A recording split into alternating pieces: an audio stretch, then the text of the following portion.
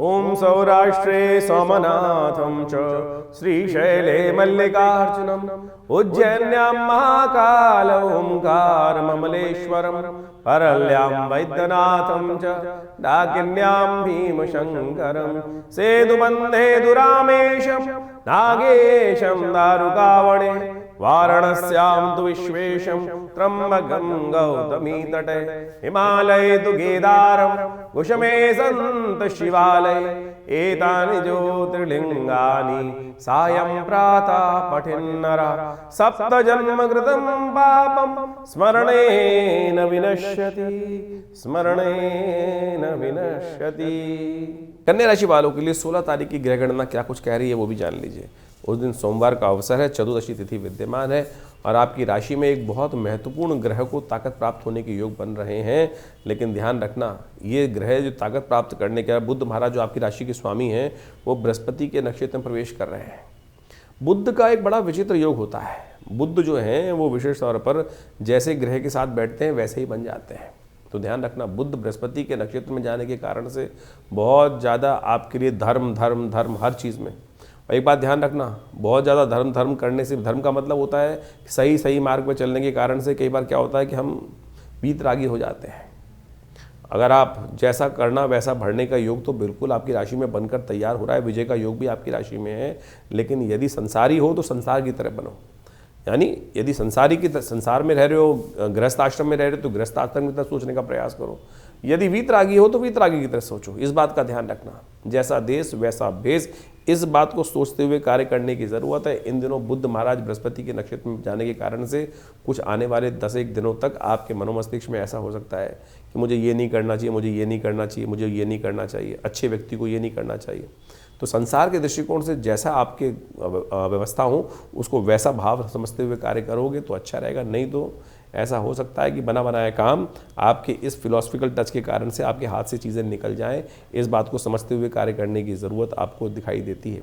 17 तारीख मंगलवार का अवसर, अमावस्या तिथि इस दिन विद्यमान है और ऐसे में विशेष तौर पर आपकी राशि में जो ग्रहों का योग बन रहा है वो आपको कहीं ना कहीं सफलता की तरफ अग्रसित करता दिखाई दे रहा है।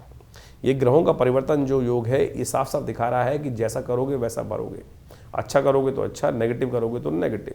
तो इस बात को समझते हुए कार्य करने की ज़रूरत है। अमावस्या की तिथि है और अमावस्या की तिथि इस बार मंगलवार के दिन पड़ रही है। फागुन की अमावस्या जो पुष्कर नाम का योग बनाकर तैयार कर रही है। शास्त्र में इस तिथि को कहा जाता है कि युगादि तिथि मानी जाती है। इस दिन कोई युग का भी आरंभ माना जाता है। तो इस दिन अपने पितरों के निमित्त अवश्य कुछ खास उपाय करने चाहिए। जो 17 तारीख की अमावस्या मंगलवार के दिन पड़ रही है, भौमवती अमावस्या योग पड़ रहा है जो, ये बहुत शुभ है। फागुन मास की अमावस्या शास्त्र के दृष्टिकोण से कहा जाती है कि यदि मंगलवार को पड़ जाए तो ये कहीं ना कहीं बहुत सुंदर योग बनाती है। और इस योग के अंदर, शास्त्र के अंदर कहा जाता है कि उड़द की दाल और दही का दान करने से, उड़द की दाल और दही का, क्योंकि इस दिन युग भी आरंभ हुआ था। कहा जाता है कि फागुन मास के दिन जो अमावस्या पड़ती है, फागुन के महीने में अमावस्या जो पड़ती है, उससे कुछ युग को भी आरंभ। देखिए ये शास्त्र के दृष्टिकोण समझे कि केवल चतुर्युगी नहीं है। ये चतुर्युगी तो एक छोटी साइकिल है, इसमें अनेक बार वो युग हो चुके हैं। क्योंकि इस वक्त जिस हम योग में चल रहे हैं वही वस्वत मनवंतर में इस वक्त चल रहे हैं, कलयुग के प्रथम चरण में चल रहे हैं और ये अनेक बार संसार में रचना होती है। तो शास्त्र के दृष्टिकोण से कहा जाता है इस तिथि को युग का आरंभ भी माना जाता है। तो इस दिन अवश्य पिंडदान करना चाहिए, अपने पितरों के निमित्त पूजन करना चाहिए और साथ साथ इस दिन मंगलवार का सुंदर अमावस्या का योग पड़ रहा है। तो आपके पितृ इत्यादि कार्य के लिए पिंडदान करना, साथ साथ ब्राह्मणों को भोजन कराना, गरीबों को भोजन करना, हनुमान जी की उपासना करना, ये सबसे श्रेष्ठ कार्य किए जाते हैं। मंगलवार का दिन है, विवेकानंद योगाश्रम में इस दिन बड़ा सुंदरकांड का पाठ रखा गया है और साथ साथ इस सुंदर तिथि पर यज्ञ भी रखा गया है। भगवान की समस्त मनोकामनाओं की पूर्ति करने के लिए विशेष यज्ञ का आयोजन किया गया है, सुंदरकांड का पाठ किया गया है। सवा मणि का भोग रहेगा और शाम को अवश्य आप इस कार्यक्रम में पधारें। माँ भगवती की कृपा से भगवान के सानिध्य में बैठकर इस विशेष तिथि पर, लिंग पुराण के अंदर इस शास्त्र के दृष्टिकोण से कहा जाता है कि फागुन मास की अमावस्या के दिन रुद्र, अग्नि और ब्राह्मणों का पूजन करने से, 3 चीज़ों का, भगवान रुद्र का, अग्नि का, जिससे भगवान रुद्र का जो, इसलिए हमने सुंदरकांड का पाठ भी रखा है, रुद्र अवतार ही हैं भगवान हनुमान जी, तो उनका पाठ अग्नि से यज्ञ करने का और साथ साथ ब्राह्मणों का पूजन कर लेने से, और शास्त्र में दृष्टिकोण से कहा जाता है, लिंग पुराण के अंदर लिखा है कि इस दिन उड़द, दही और पूरी इत्यादि, उड़द की दाल, दही इत्यादि और पूरी इत्यादि का नैवेद्य के रूप में इनको अर्पण भी करना चाहिए। और ये बड़ी श्रद्धा के साथ इस दिन पूजा कर कहा जाता है पितृ भी तृप्त होते हैं, और बहुत सारे कष्ट, जब पितृ तृप्त नहीं होते ना, पितृ ऋण सिर पे चढ़ा होता है, तो जीवन में बहुत सारे कष्ट, बार बार सब कुछ होते हुए भी अभाव का कहीं ना कहीं मनोभाव कहीं ना कहीं फंसा रहता है, और भगवान की कृपा से होने के बावजूद भी पितृ ऋण से के कारण से बहुत सारी समस्या हो जाती हैं। तो इस दिन यदि ये छोटे छोटे कर्म शास्त्र में वर्णित है, ये कर लिए जाए तो कहा जाता है भगवान की कृपा से बहुत सारे कष्ट दूर होने के योग बन जाएंगे। तो इस सुंदर पर्व पर विवेकानंद योगाश्रम में पितृ के निमित्त यज्ञ भी रखा गया है। भगवान शंकर का पूजन, हनुमान जी का पूजन, ब्राह्मणों का भोजन और साथ साथ अग्नि के द्वारा यज्ञ भी करने की व्यवस्था करी जा रही है। तो आप अवश्य इस सुंदर कार्यक्रम में भाग लें। अपने नाम से भी यदि आप बहुत दूर बैठे नहीं आ पा रहे हैं तो उसमें व्यवस्था रहती है, आप पूरी फ़ोन पे बात कर अपना स्थान आरक्षित करें। विवेकानंद योगाश्रम समय समय पर बहुत सारे जो अनुष्ठान इत्यादि कार्य हैं श्रद्धा के साथ चलते ही रहते हैं। यहाँ पर महीने में करीब करीब 10 से 12 भंडारे तो समय समय पर हम आपको उसमें निमंत्रण देते ही रहते हैं, और उसमें विभिन्न यज्ञ इत्यादि, कथा इत्यादि, रुद्राभिषेक इत्यादि समय समय पर बहुत सारे कार्यक्रम हैं। तो इस 17 तारीख को विशेष कार्यक्रम में आप सब सादर आमंत्रित हैं। भगवान की कृपा से ये बहुत पुण्य का पर्व है। इस दिन छोटे छोटे कर्म माँ भगवती की कृपा से कष्ट को दूर करने के जीवन के में योग अवश्य बनाएंगे। कन्या राशि वालों के लिए 18 तारीख का दिन बुधवार का अवसर है। प्रतिपदा तिथि है, फागुन मास का शुक्ल पक्ष आरंभ हो रहा है और आपकी राशि के दृष्टिकोण से ग्रह परिवर्तन की तरफ जा रहे हैं। तो ऐसे में आपकी राशि के दृष्टिकोण से थोड़ा सा आपको अपने आप को बैलेंस करते हुए चलना है। सूर्य, बुध, शुक्र और चंद्रमा चारों ग्रह आपकी राशि में एक स्थान पर बैठे हुए हैं। ये कहीं ना कहीं थोड़ा मानसिक अवसाद देने के योग बना सकते हैं। थोड़ा सा इमोशनल टच अपने आप को बैलेंस रखते हुए करें। बहुत ज़्यादा हर चीज़ में इन्वॉल्व ना हो। किसी भी चीज़ में डीपली इन्वॉल्व होने के कारण से कई बार क्या होता है, बहुत ज़्यादा ज्ञान बाह्य सुपरफिशियल तौर पे देखने का प्रयास करें। सब दिन एक समान नहीं होते, कभी दिन वीक होता है, तो थोड़ा वीक दिन है, निकल जाएगा, चिंता ना करें। तो उसके लिए थोड़ा सा उपाय करने का प्रयास कर लीजिए। भगवान के मंदिर में जाकर दूर्वा अर्पित करना भगवान के लिए बड़ा अच्छा माना जाता है। तो ये आपके स्वास्थ्य को भी ठीक करेगा, एंजाइटी डिसऑर्डर को भी ठीक करेगा। 19 तारीख का दिन बृहस्पतिवार का दिन है और उस दिन द्वितीया तिथि विद्यमान है। फुलेरा दूज लेकर आया है ये नक्षत्र। चंद्रमा परिवर्तन की तरफ जा रहे हैं और ये चंद्रमा का परिवर्तन जो दोपहर के समय होगा, ये आपके लिए बिल्कुल एक पॉजिटिव योग बनाने के लिए बहुत सुंदर है। बहुत सारी चीज़ों का पूर्वाभास मनोमस्तिष्क में होने के योग दिखाई देते हैं। तो आज दोपहर तक थोड़ा सा चीज़ों को कंट्रोल करें, दोपहर के बाद चीज़ें परिवर्तन की तरफ जाएंगी। ओम नमो भगवते वासुदेवाय इसका जप करें। फैलारा दूज है, अंशुत साया है। दिन आपके लिए शाम के समय कोई ना कोई लाभ की शुभ सूचना होने के योग बनाते दिखाई दे रहे हैं। तो आपकी तरफ थोड़ा सा धर्म की तरफ और नई कुछ चीज़ों को जानने के लिए जिज्ञासा मन में जागती देखती दिखाई दे रही है और कुछ बहुत कुछ नया कुछ जानने को मिल सकता है। जो विचार मन में आ रहे हों उस पर चलते हुए कार्य करेंगे तो बहुत अच्छा रहेगा। जो फैलारा दूज है ना, वो एक अद्भुत अनसूत साया माना जाता है भारतीय संस्कृति में। जिस प्रकार से देवउठनी एकादशी और अक्षय तृतीया ये मानी जाती हैं, भड्डरी नौमी इत्यादि अंशुत साय माने जाते हैं, उसी श्रृंखला में फैलारा दूज भी फागुन मास के शुक्ल पक्ष की द्वितीया जो होती है वो भगवान कृष्ण की सुंदर उपासना का दिन माना जाता है। और कहा जाता है कि भगवान की कृपा से इस दिन भगवान का विशेष पूजन, भगवान ओम नमो नारायणाय, ओम नमो भगवते वासुदेवाय का जप, यहाँ तक कि शादी इत्यादि के लिए भी अंशुत साया माना जाता है। मकान का आरंभ भी करना हो, कुछ भी करना हो, यदि कोई मुहूर्त और ना निकल रहा हो तो इस समय तो ग्रहों की स्थिति बड़ी अच्छी है। शुक्र भी उदय होकर बैठे हैं, बुध भी उदय होकर बैठे हैं। तो आप इस सुंदर तिथि का लाभ, कुछ भी कोई मुहूर्त करना हो तो इस तिथि का अवश्य लाभ लेने का प्रयास करें। 19 फरवरी का दिन अपने आप में एक बहुत शुभ अंशुत साया है। किसी भी चीज़ को करने से उसका रिजल्ट अवश्य आपको पॉजिटिव मिलने के योग बहुत सुंदर तरीके से बनते दिखाई देंगे। तो इस स्थिति में कोई भी कार्य आरंभ करना हो तो अवश्य उस स्थिति का लाभ लेते हुए कार्य करें। कन्या राशि वालों के लिए 20 तारीख का दिन ग्रह नक्षत्रों के दृष्टिकोण से क्या कुछ करने जा रहा है जान लीजिए। शुक्रवार का अवसर है, तृतीया तिथि विद्यमान है और ये कुछ खोज करने वाला दिन दिखाई देता है।